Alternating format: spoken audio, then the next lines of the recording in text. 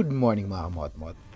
So for today's episode, pag-uusapan natin ngayon yung pinakabagong entry level ng Kawasaki Leisure Bike. So yun, paano ko nasabing pinakabago? Kasi ito yung papalit sa entry level nilang Kawasaki Ninja 400. So, the Kawasaki Ninja 500 2024. So ano nga bang meron dito compared sa Ninja 400 na alam naman nating nag-dominate sa pagdating sa sports bike ng Kawasaki na entry level. So the Ninja 400, ito yung pinaka best seller nila pagdating sa entry bike or sa entry level ng Kawasaki. So napakaganda nito na Ninja 400 na alam naman natin na naging patok sa masa at tinangkilik talaga ng mga may hilig sa sports bike. So yun, pag-usapan natin, bigyan natin ng konting detalye yung bike na to. So yung gusto ko muna mag-thank you syempre sa Kawasaki sa video na to. So credits to the owner. So gusto ko lang gawa ng content para sa mga nag-aabang ng Kawasaki 500 details and comparison sa Ninja 400. Okay, so ayun mga mot-mot. So nakikita natin ngayon yung Kawasaki Ninja 500, the newest model ng Kawasaki big bike. Ayan. So binalik sa colorway ng Kawasaki yung KRT edition nila. So ito talaga yung trademark ni Kawasaki na KRT colorway. So composed na ng green, black, and may lining siya na red. So matagal na to. Ito talaga yung trademark na colorway ni Kawasaki. So ano nga bang meron na ito? Meron tong new Powerpole 451 cubic meters or cc, cubic centimeter, parallel twin engine. So meron tong smooth and balanced power delivery. So ayun, magtataka kayo kasi tinawag siyang Kawasaki Ninja 500 pero sa actual displacement meron lang tong 451cc.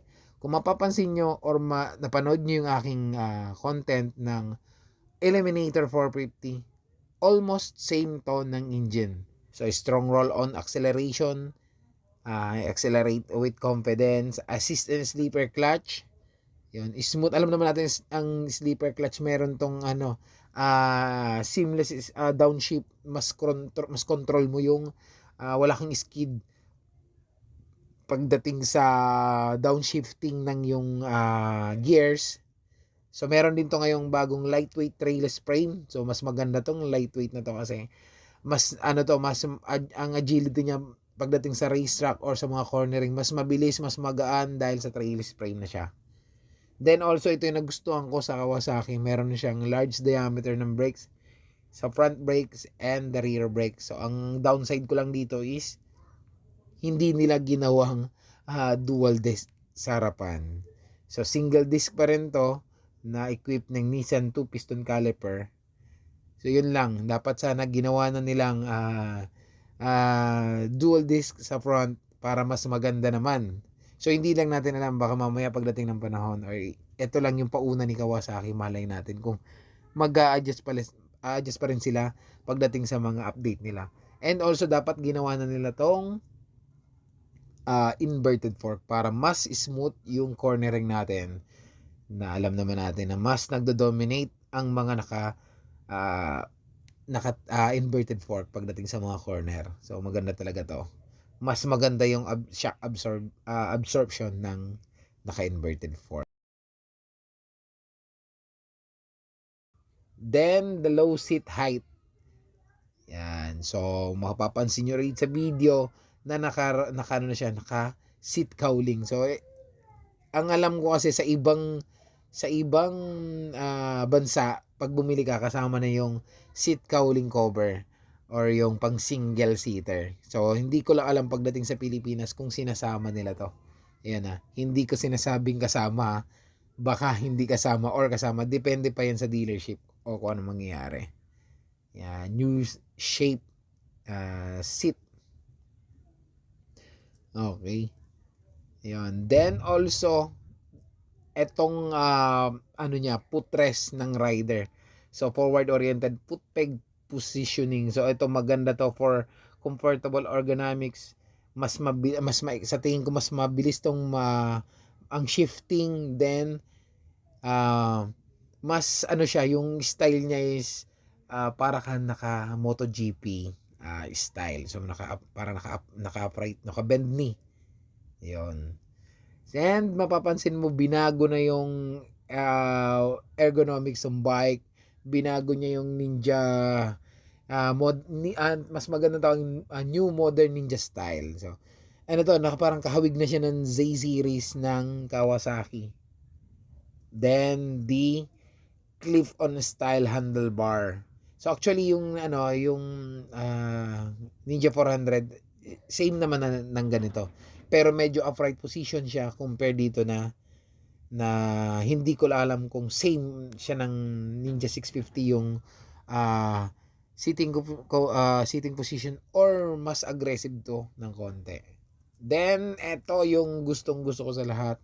Binago na nila to kasi Ninja 400 is naka-analog at meron siyang 7 segment or digital na konti.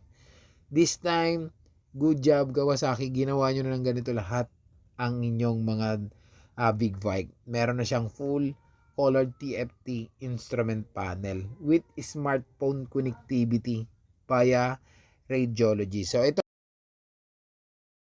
additional new LED headlight and taillight design. So ito maganda to. Z series na talaga eh. So sa SE or Special Edition, meron tong radiator screen, may frame slider, may pillion cover, may tank pad, may knee pad, may LED turn signal lights. So yun yung mas madaling paliwanag doon. Pag ang kinuha nyo ay SE or Special Edition, so meron siyang kasamang mga previous or kasama sa edition na to. Then hindi lang yun, meron pa siyang large windshield na pwedeng installed, and meron siyang KPAS, yung Kawasaki Intelligence Proximity Activation Smart System, Master Key System, and meron siyang USB charger na Type C. Yun ang pinakamaganda. So ayun. So ano nga bang masasabi na dito sa Kawasaki Ninja 500? Ito ba ay sapat napalitan or talaga bang pipace out na si Ninja 400 at ito na yung magpapalit ngayon, si Ninja 500? Sa tingin ko magdedepende sa price. Sa ngayon kasi ang price ng Ninja 400 is nasa 340 something, 42 or 45,000. Hindi pa natin alam, magdedepende pa rin pagdating sa pricing ng Ninja 500 kung sulit ba yung update niya compare dun sa price from the Ninja 400. Yun. So ako sa ngayon, hati pa yung opinion ko. Kung maganda yung pricing na ibibigay ni Kawasaki, sa tingin ko magiging maganda to or magiging reasonable yung tao na kumuha ng ganitong bike. Kasi para sa akin, so from 399 displacement to 451, so napakaliit lang ng difference ng displacement. Pero kung sa price naman masyadong malaki ang taas, sa tingin ko hindi siya magiging worth it. So yun ang aking opinion kasi hindi ko pa alam yung price nito. So ang price nito is nagre-range siya ngayon ng 390 to 450,000 pesos. So wala pa tayong final price. So nandyan yung pricing niyan. So kayo mga motmot, sa tingin nyo, worth it ba yung Ninja 500? Or sana hindi na nila ipipace out ang Ninja 400 para makikalaban siya. Yung sabi nga nila, bigyan mo ng kalaban yung sarili mong brand. So tingnan natin ang mga susunod na vlog regarding sa Ninja 500. So ayun mga kamotbot, kung may request kang video na pwede natin pag-usapan, comment mo na lang dyan.